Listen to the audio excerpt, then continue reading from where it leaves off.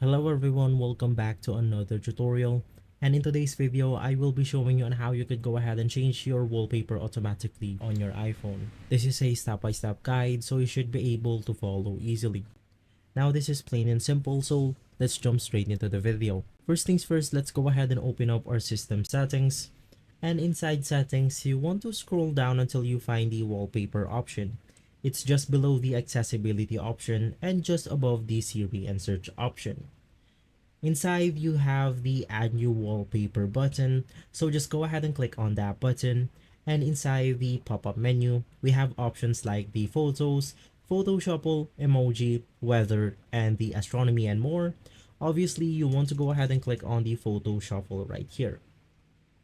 This means that every time you go ahead and open up your phone, it will shuffle all of the wallpapers that has been registered to these settings right here.